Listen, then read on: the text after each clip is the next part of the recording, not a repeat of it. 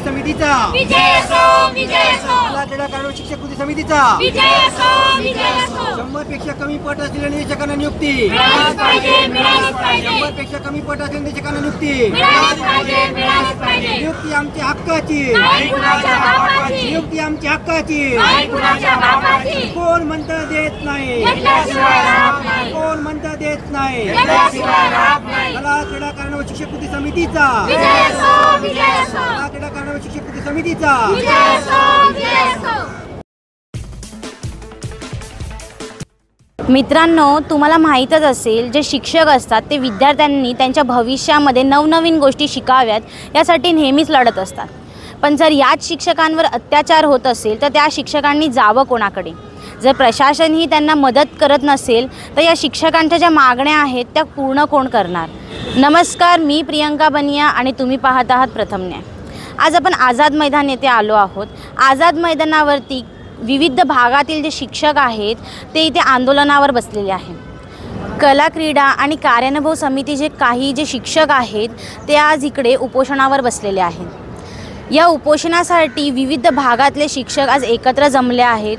गोंदिया, भंडारा, खानदेश असे विविध भागातून जे शिक्षण अधिकारी आहेत ते आज इथे उपोषणावर बसलेले आहेत. नेमका मुद्दा काय आहे, नेमकं काय झालं आहे हे जाणून घेऊया त्यांच्याशीच. सर, तुम्ही जे हे आंदोलन करताय याचा नेमका मुद्दा काय आहे? राज्यातल्या सन 2012 ते 19पर्यंत काम केलेल्या सर्व अंशकालीन अतिथी, कला, क्रीडा व कार्यानुभव शिक्षकांना नियुक्ती मिळावी हा आमचा आंदोलनाचा प्रमुख विषय आहे. राज्य शासनाने 2012 पासून सर्व अंशकालीन निर्देशकांना नियुक्ती देणे आणि रद्द करणे हेच धोरण अवलंबले. याला कंटाळून अनेक निर्देशकांनी कोर्टामध्ये याचिका सादर केली आणि 10 वर्षानंतर न्यायालयाने कोर्टाने असा आदेश दिला की जे कोर्टात गेलेत, न्यायालयात गेले तेवढ्यांनाच हजर करून घ्या. असा एकतर्फी निर्णय देताना कोर्टाने बाकीच्या अंशकालीन निर्देशकांचा विचार केलेला नाही. म्हणून आमची मागणी ही आहे की राज्यातल्या सर्व अंशकालीन निर्देशकांना ज्यांनी 2012 ते 19पर्यंत काम केलेलं आहे सर्व निर्देशकांना नियुक्ती मिळावी. यासाठी आम्ही मागच्या 23 सप्टेंबरला आझाद मैदान याच ठिकाणी आंदोलन केलेलं होतं.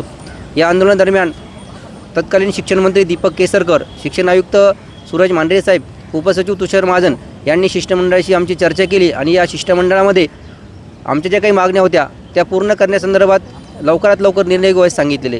100 पेक्षा कमी पट झालेल्या निर्देशकांसाठी 1, 2, 3 गरज पडल्यास 4-5 शाळा एकत्र करू असं देखील शिक्षण आयुक्त यांनी आम्हाला सांगितलं होतं. मात्र शासनाने तो सध्या शब्द पाळलेला नाही. निवडणुकीपूर्वी आमच्यासाठी चांगला निर्णय होईल अशी आम्हाला अपेक्षा होती आणि राज्यातील सर्व निर्देशक शाळेवर जातील अशी अपेक्षा होती. मात्र निवडणुकीपूर्वी हा निर्णय घेतला नाही. 14 ऑक्टोबर रोजी एक पत्र काढलं आणि त्या पत्रामध्ये फक्त 100 पट असलेल्या निर्देशकांना नियुक्ती द्या अशा सूचना देण्यात आल्या आहे.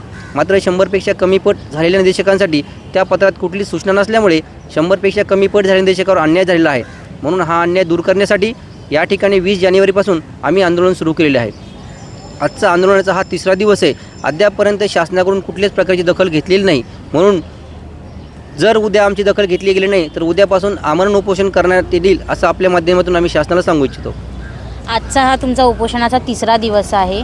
तुम्ही मंत्रालयात सगळी पत्र जमा केलेत, प्रशासनाकडून काय उत्तर आलं? आतापर्यंत प्रशासनाकडून या आंदोलनाची कुठलीच दखल घेतली नाही आणि कुठल्याच प्रकारचं उत्तर मिळालेलं नाही आहे. आजचा आमचा 3रा दिवस आहे. राज्यातल्या विविध जिल्ह्यातून गडचिरोली, गोंदिया, यवतमाळ इतक्या दुर्गम भागातील निदेशक आमच्या या ठिकाणी आंदोलन आलेलं आहे. राज्याच्या वतीनं प्रतिनिधी, जिल्ह्याचा एक प्रतिनिधी म्हणून आम्ही या ठिकाणी बसलेलो आहोत. मात्र जर लवकरात लवकर आमच्या या कार्याची दखल घेतली नाही, आंदोलनाची दखल घेतली नाही तर उद्यापासून आमरण उपोषणासह काही दिवसामध्ये आंदोलन तीव्र होईल व महाराष्ट्रातील सर्व निदेशक या ठिकाणी आंदोलनात उपस्थित राहतील. मॅडम, तुम्ही गोंदिया जिल्ह्यातून आला आहात. प्रशासनाकडून आतापर्यंत काय तुम्हाला उत्तर आलेलं आहे? आम्हाला अजूनपर्यंत काहीच उत्तर आलेले नाही आहे. आता आमचा आंदोलनाचा 3रा दिवस आहे आणि 3रा दिवस असतानासुद्धा आम्हाला अजून प्रशासनाने कोणी आमची भेट दिलेली नाही आणि 2012 पासून हे आमचं ऑर्डर वगैरे निघालेले नाही आहे, नियुक्ती मिळालेली नाही आहे. आणि आता जेव्हा 14 ऑक्टोबरला जो GR निघालेला होता तिथे 100 पटसंख्या असलेल्यांना घेण्यात आलेला आहे निदेशकांना आणि जे शाळांमध्ये 100 पेक्षा कमी पटसंख्या अशा निदेशकावर अन्याय झालेला आहे. आणि जी अट आहे त्यांची 100 पटसंख्या तर ते वर्ग 6 ते 8 ह्या शाळांमध्ये वर्गांमध्ये आहे. तर प्रत्येक शाळांमध्ये 8वा वर्ग नसल्यामुळे पटसंख्या बसत नाही. म्हणून शासनाला अशी विनंती आहे की त्यांनी जे 6 ते 8 आहे ते वर्ग न करता 5 ते 7 किंवा 5 ते 8 करायला पाहिजे आणि जे कमी पटसंख्या आहेत अशा निदेशकांना सुद्धा घ्यायला पाहिजे. 100 पटसंख्या आहे त्या शाळेच्या विद्यार्थ्यांना शिकायचा अधिकार आहे का? त्यांना कला क्रीडा कार्यान्वयनाचं ज्ञान असायला पाहिजे का? आणि ज्या शाळांमध्ये कमी पटसंख्या आहे त्या विद्यार्थ्यांना त्या विषयाचं ज्ञान नसायला का पाहिजे का? त्यांच्यावर अन्याय होत आहे. एक आमच्यावर तर होत तर आहेच, पण त्या विद्यार्थ्यांवर सुद्धा अन्याय होत आहे. म्हणून प्रशासनाला अशी आमची विनंती आहे की त्यांनी आम्हाला न्याय द्यावा. जर असं घडलं नाही तर पुढे आम्ही तीव्र आंदोलनाच्या माध्यमातून आंदोलन करून उपोषणाला बसूया. जे विद्यार्थी आहेत त्यांच्यावर पण देखील कुठे ना कुठे अत्याचार होत आहे. तर आत्ताचे जे शिक्षण मंत्री आहेत त्यांचं काय म्हणणं आहे या गोष्टीवर? त्यांनी तर आमच्यापर्यंत काही म्हणजे आम्ही अजूनपर्यंत बसलेलो तर आम्ही कोणीच आमच्यापर्यंत आलेलं नाही. त्याच्यामुळे त्यांचा तर काहीच रिप्लाय नाही.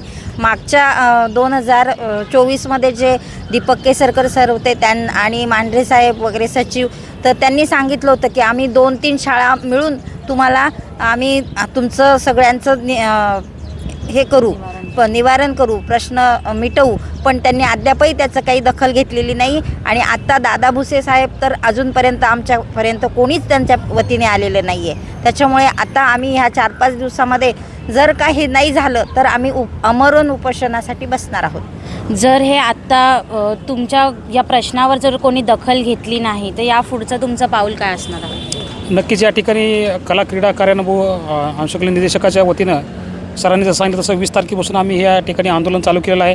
आजचा हा आंदोलनाचा 3रा दिवस आहे. आजपर्यंत तरी दुर्दैवाने शासनाने याची कुठल्याही प्रकारची आत्तापर्यंत दखल घेतलेली नाही.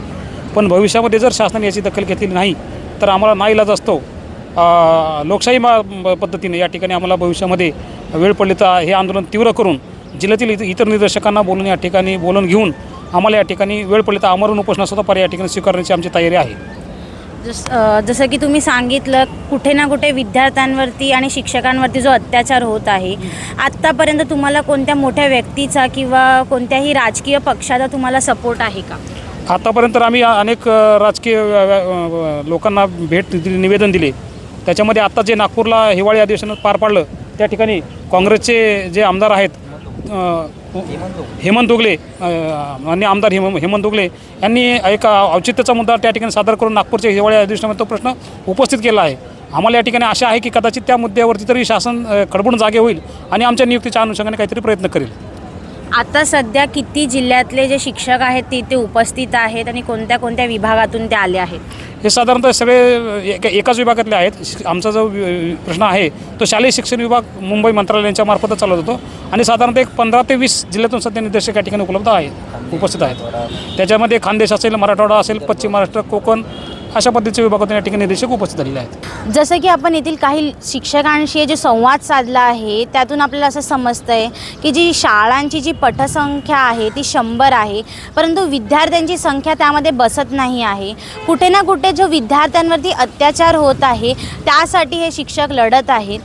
तसेच हे जे उपोषण आहे हे 3 दिवसापासून सलग सुरू आहे, परंतु अद्यापही प्रशासनाचा यावरती काहीही उत्तर आलेलं नाही आहे. जर अशाच प्रकारे जर प्रशासनाने या गोष्टींवरती लक्ष दिलं नाही तर यांचं म्हणणं आहे की हे उग्र आंदोलन करतील. उद्यापासून जे आहे हे लोक आमरण उपोषणावर बसणार आहेत. कुठे ना कुठे विद्यार्थी तसेच शिक्षक या दोघांवरती हा अत्याचार होत आहे, परंतु जे शिक्षण मंत्री आहेत व प्रशासन आहे कुठे ना कुठे ह्यांची जी जे नजरअंदाजगी जे प्रशासन आहे ते या शिक्षकांची जी मागणी आहेत त्याच्यावरती कुठे ना कुठे हे जे नजरअंदाज करत आहेत. आता या पुढे काय होणार आहे हे पाहण्यासाठी तुम्ही आमच्यासोबत कायम राहा. तुम्हाला या विषयावर काय वाटतं कमेंट करून आम्हाला नक्की कळवा. अशाच नवनवीन बातम्या पाहण्यासाठी पाहत रहा प्रथम न्याय. मी प्रियंका बनिया, कॅमेरामॅन गौरी पवारसोबत.